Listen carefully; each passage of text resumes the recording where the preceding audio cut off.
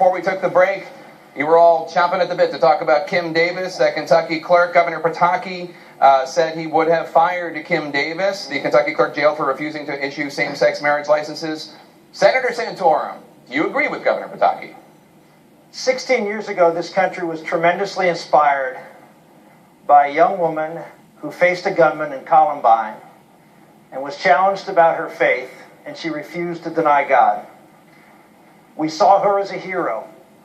Today, someone who refuses to defy a judge's unconstitutional verdict is ridiculed and criticized, chastised, because she's standing up and not denying her God and her faith.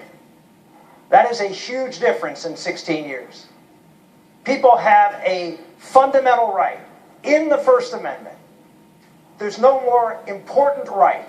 It is the right that is the trunk that all other rights come from, and that's the freedom of conscience. And when we say in America that we have no room, well, how many bakers, how many florists, how many pastors, how many clerks are we going to throw in jail? Because they stand up and say, I cannot violate what my faith says is against its teachings. Is there not room in America? I believe there has to be room. First, I believe we have to pass the First Amendment Defense Act, which provides that room for government officials and others who do not want to be complicit in what they believe is against their faith.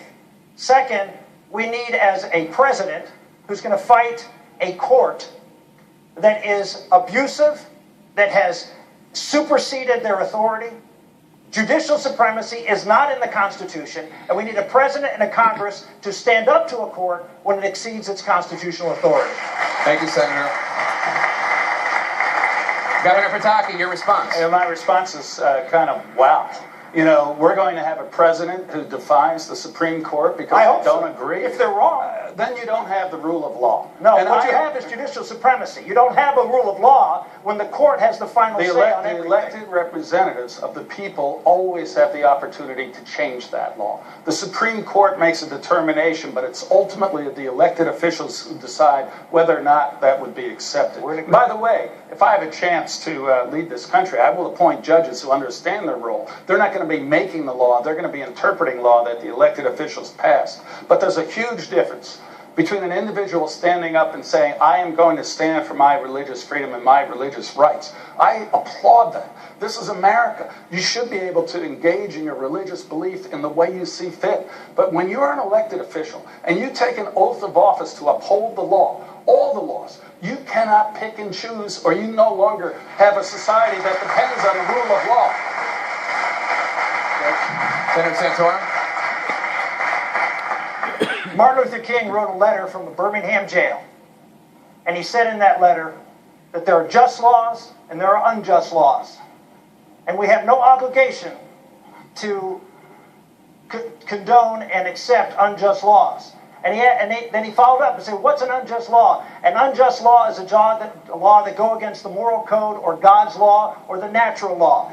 I would argue that what the Supreme Court did is against the natural law, it's against God's law, and we have every obligation to stand in opposition to it. Jay? Yeah, I didn't agree with the Supreme Court's decision, but it is the law of this land. And I'm a great admirer of Martin Luther King, and he was prepared to break the law. But it wasn't in an office of political power. It was civil disobedience, where what he was willing to do is voluntarily go to jail with his followers to send a message to the elected representatives that these laws were wrong and had to be changed. And because of his courage, we didn't ignore the courts. We changed the laws and made America a better place. That's the way to do it. Thank you, Governor. Jake, what comment about you? Jake, I've got a practical question. I've got a practical question. I'd like the left to give us a list of jobs that Christians aren't allowed to have. If we're not allowed to be clerks, bakers, musicians, caterers, are we allowed to be pastors Governor anymore? Jindal. We're not allowed to be elected officials. I just want to make this is an important point. The First Amendment rights, the right to religious freedom, is in the First Amendment of the Constitution. It isn't breaking the law to exercise our constitutional rights. America did not create religious liberty. Religious liberty created the United States of America. There's a reason we're here today. Senator Graham, you want to weigh in? I wasn't the best law student. By the end of this debate, it'd be the most time I've ever spent in any library.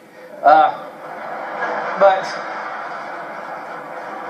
on the first day in law school, it's called Marbury versus Madison. The group in our constitutional democracy that interprets the Constitution as to what it means is the Supreme Court.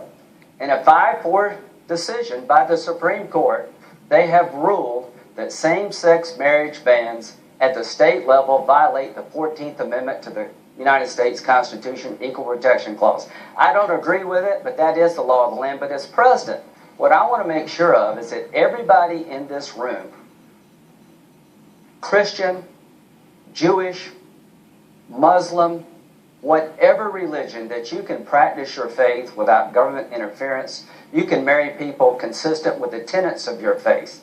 That's the number one obligation of my presidency, is to protect religious people when they exercise their religious rights. But this decision is the law as it is of right now. And here's the one thing I want to tell you. Thank you, Senator. Wait a minute. Were you the wedding cake baker, or the gay couple, or the Baptist preacher? Radical Islam would kill you all if it could. Senator, Let's don't lose sight of the big picture here. Thank you, Senator. I want to stay with the subject of security.